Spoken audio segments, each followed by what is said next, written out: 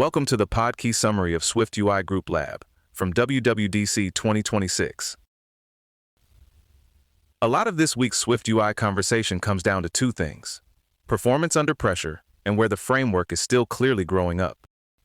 Apple engineers were unusually direct on both fronts, from million-item slowdowns and AnyView tradeoffs to the limits of custom navigation transitions and full-screen overlays. There's also a nice thread running through all of it. If you work with SwiftUI's identity, layout, and data flow model instead of fighting it, things tend to get much smoother.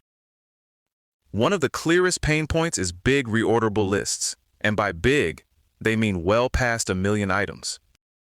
Developers are seeing slowdowns because SwiftUI can end up traversing the entire collection on each change, which sounds a lot like the behavior people have run into with UI diffable data source 2. Apple is treating that as a bug, and the message back to developers is pretty practical. File feedback and include real numbers about your data size and the exact scenario.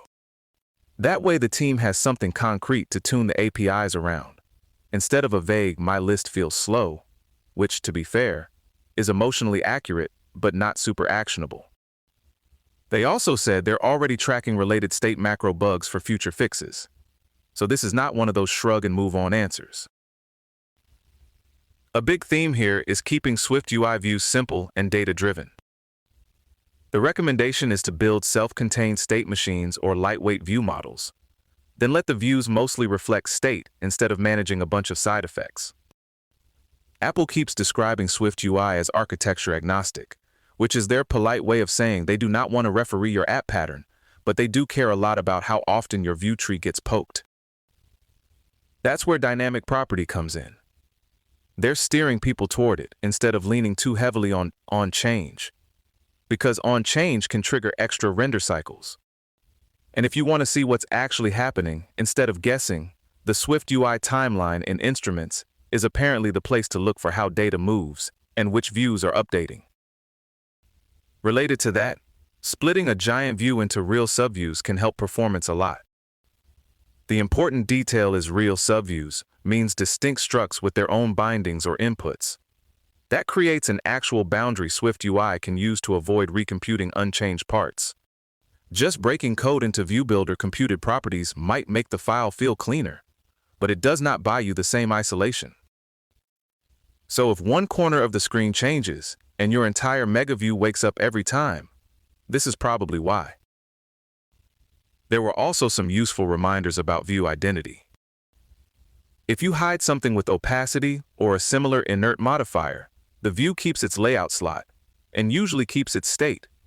If you remove it conditionally, SwiftUI may relayout everything and reset that state. That gets especially touchy in lazy stacks, where views come and go already. Another easy trap is putting conditionals inside a modifier body. That can change identity in ways that feel invisible in code, but very visible in behavior.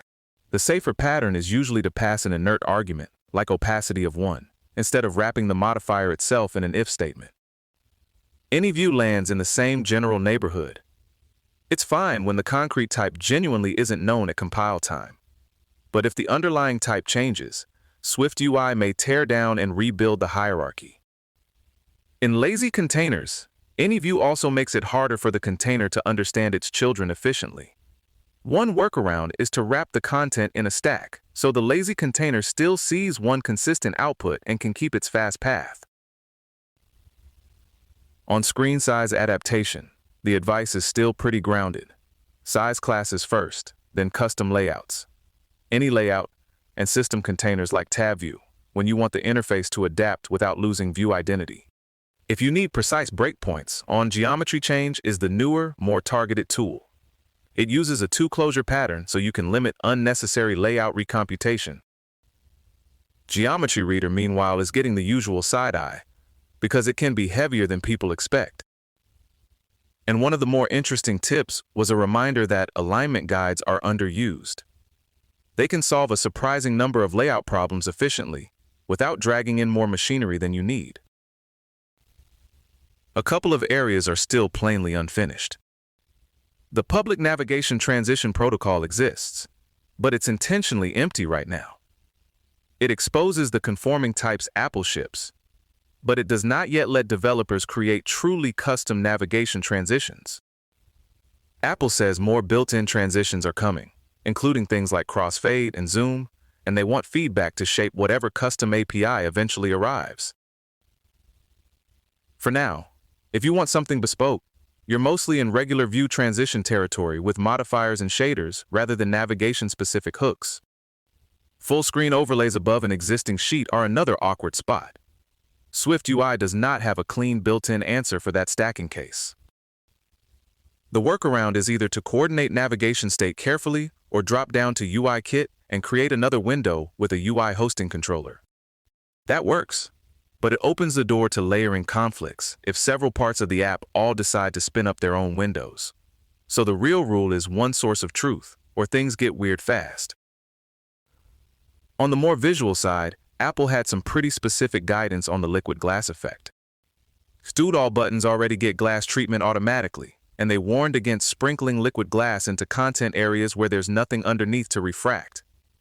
If there's no moving content behind it, the effect doesn't really earn its keep.